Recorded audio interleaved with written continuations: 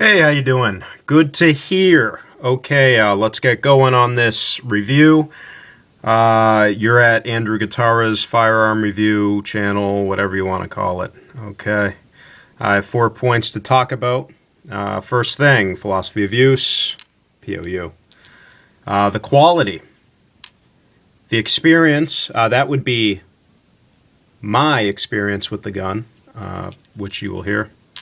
And the caliber. Yeah, I don't even know why I talk about my experience, because it really doesn't matter. You guys are going to go and buy what you want to buy, and you probably have your mind made up watching this review. But for what it's worth, I'm going to throw it out there. And this is probably outdated. You guys probably, oh, Revolver. Oh, I have so many other options. I have a Ruger, LCP, LC9, LT3000. I have the car, PM9, all these other options, and that's fine. Go, get what you want. But I'm a big fan of this gun.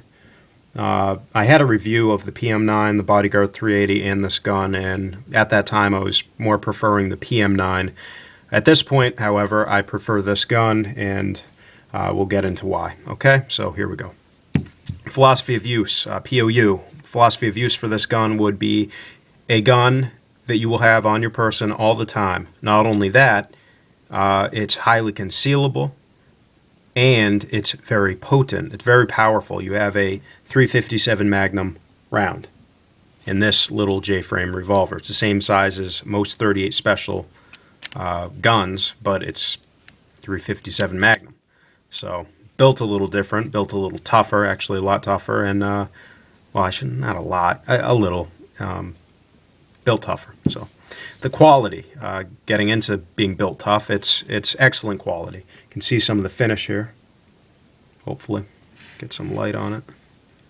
Very good looking gun, I have to say that. It is a Centennial version, so that means the hammer is shrouded in here. It does have a hammer for the gun to fire, but it's shrouded in here, and I prefer that because there's nothing to snag in this gun. The only thing really would be this front sight, and you can't avoid that. So excellent. You can see hopefully the sights in the front there, little hole there. You put the front sight through that, kind of rail sight. I don't know what you'd call it, but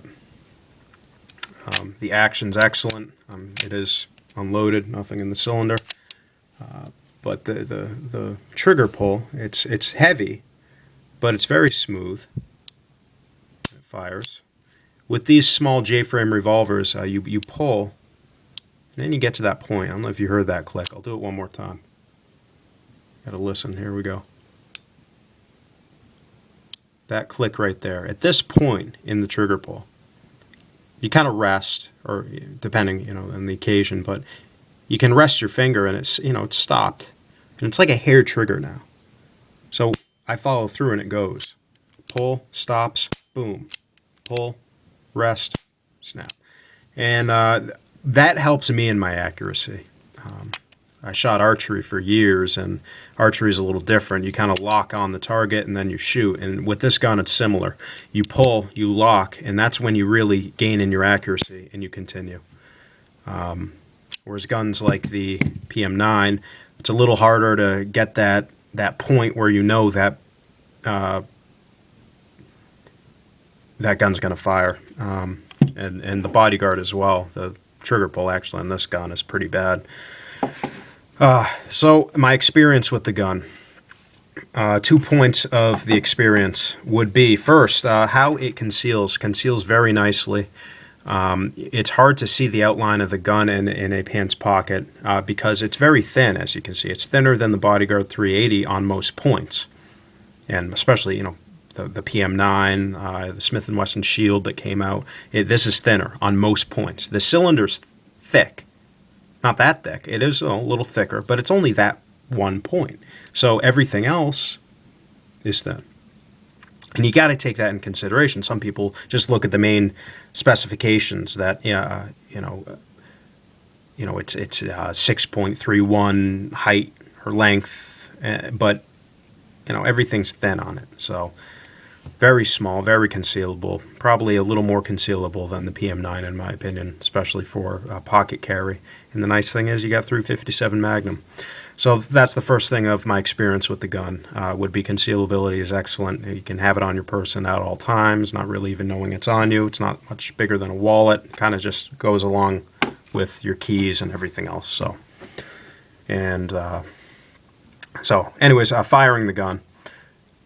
I hear so many complaints about this. It drives me crazy. Complaining. I don't know where some of these guys are born and what they've shot in their life, but the gun is not that bad in 357 Magnum. I was kind of hesitant the first time shooting 357 Magnum through it, and when I shot it, I actually have a video of myself, not on my site, but I couldn't.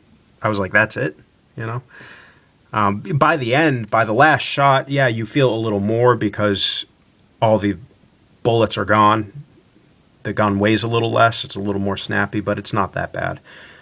First time I shot 357 Magnum through it, I shot 50 rounds of 158 grain gold dots through it. So I had a heavy bullet, and it's got a lot of kick at that point, but not that bad at all. If you've shot 38 Special Plus P through this, it's really not that big of a step up to shoot 357 Magnum through it. The recoil is not that noticeable in comparison to 38 Special Plus P. So my experience shooting it is just fine. There's been no problem. Some people talk about jump crimping with these lighter scandium guns.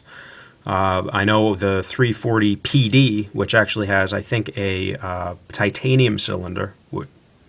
I think it's 2 ounces lighter than this gun. I know they have restrictions on what ammunition you can carry or you can shoot through it because you might have jump crimping, which is basically this bullet comes out a little because of the recoil. I've not experienced that at all through this gun. However, for peace of mind, when I do carry this gun, I carry powerful 158 grain bullets. And that's not a bad thing when you're carrying to have a heavier bullet because you might get a little more energy. Of course, it's depending on the round, but no problems there. Reliability is 100% reliable in this gun. I've had no problems at all. And a little bit about the caliber, briefly. 357 Magnum, it's a powerful round. And in comparison to 9mm, I know some people will buy the Car PM9 because they look at some bullet comparisons of 9mm versus 357 Magnum, and they don't really think they're going to get that much of a ballistic advantage. However, you need to look at the ballistics of a bullet coming out of the Car PM9. I'd say the majority of ballistic tests done with 9mm are out of a Glock 19, which has a 4-inch barrel, and the rifling is different. If you look at actual ballistic tests of 9mm coming out of a Car PM9, the velocities are a lot lower, which means the energy is going to be a lot lower as well. On average, I think the top for most ammunition, even plus P, was like 300 foot-pounds of energy. It was actually lower. It was like 260, I think, for critical defense 9mm plus P through a Car PM9. 260 foot-pounds of energy. Mind you, in this gun, Bodyguard 380, with Buffalo Bore plus P+, which is probably not recommended by Smith & Wesson, but anyways, I think you can get 280 foot-pounds of energy, and this gun's smaller. And I've had no problems with this in reliability, no failures to feed or anything like that. This, however, I've had 5 problems with, 5 hiccups. So, and that's past the break-in period. Just throwing that out there. This, no problems at all. So, caliber, yeah, 357 Magnum. You're looking at about 450 foot-pounds of energy depending on the load in this gun in particular. Maybe 400 on the low end. Probably critical defense, Hornady critical defense out of this gun, you're probably looking at probably 400 foot-pounds of energy, maybe 395, something like that. If you start getting into Corbon and some of these other bullet companies, you're going to be looking at 450, maybe 500 foot-pounds of energy out of a gun that fits in your pocket. Is 13.3 ounces, very concealable, very reliable, excellent quality. Can't really go wrong with this gun. So this is the one I suggest if you're looking at these 3. I hope hopefully you can see those. I'd get this one. So, just my take on it. Do what you want. All right, adios.